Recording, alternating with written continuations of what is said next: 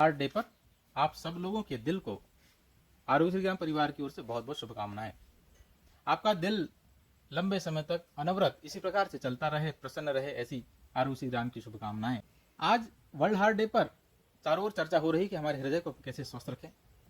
तो कहा जाता है कि हृदय को अच्छा रखने के लिए आपके ब्लड प्रेशर को कंट्रोल करना होगा, आपके कोलेस्ट्रॉल को कंट्रोल करना होगा।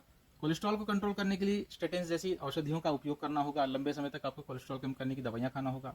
ब्लड प्रेशर को कंट्रोल करने के लिए आपको ब्लड प्रेशर की कुछ अच्छी दवाइयों का सेवन करना होगा जो जीवन पर्यंत आपको लेना है।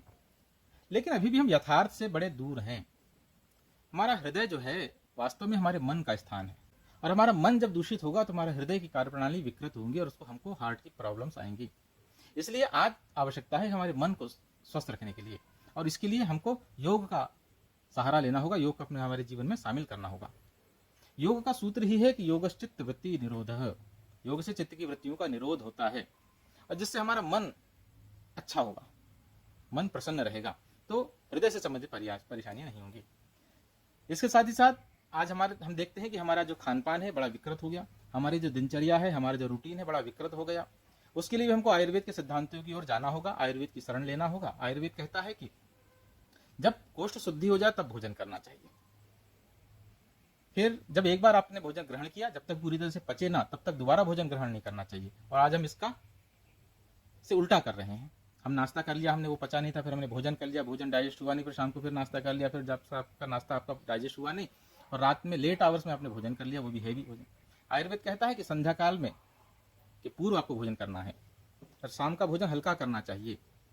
साथ ही साथ अभी एक चर्चा आती है कि हम डॉक्टर्स कहते हैं कि थोड़ा थोड़ा करके बार बार भोजन करना है। आयुर्वेद कहता है कि यह प्रतांत भोजन है जो अजीर्ण का कारण बनेगा।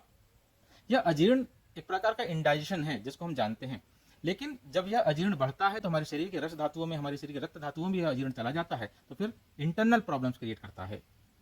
जब हम भोजन ग्रहण करते हैं तो सबसे पहले रस धातु बनती है। जब रस धातु अच्छी बनेगी तो रक्त धातु का निर्माण होगा। जब रक्त धातु अच्छी बनेगी तो उससे आगे वाली धातुओं का निर्माण अच्छा होगा। तो हम ऐसा कहते हैं कि यदि आपको कोलेस्ट्रॉल को अच्छा करना है तो आपको पाचन को अच्छा करना होगा। पाचन के आयुर्वेद के सिद्धांतों का पालन करना पड़ेगा। आज हमारे शरीर को सर्विसिंग की आवश्यकता है, हमने शरीर की सर्विसिंग की तरफ ध्यान नहीं दिया। इसलिए आयुर्वेद ने समय समय पर ऋतुओं के अनुरूप शरीर के शोधन की बात कही, पंचकर्म की बात कही। वर्षा काल में बस्ती चिकित्सा का निर्देश है, वसंत ऋतु में वमन प्रक्रिया का निर्देश है। इन सब प्रकार से पंचकर्म की विभिन्न प्रक्रियाओं का उपयोग करके आपके शरीर का शोधन कर लें समय समय पर, जिससे आपका शरीर स्वस्थ रहेगा। आयुर्वेद के आहार विधान का पालन करेंगे तो आपका शरीर स्वस्थ रहेगा। आयुर्वेद से निर्दिष्ट दिनचर्या का पालन करेंगे तो आपका शरीर स्वस्थ रहेगा। योग प्राणायाम को अपने जीवन में उतारेंगे तो आपका शरीर स्वस्थ रहेगा, जिससे आपका हृदय स्वस्थ रहेगा और आप अच्छे रहेंगे।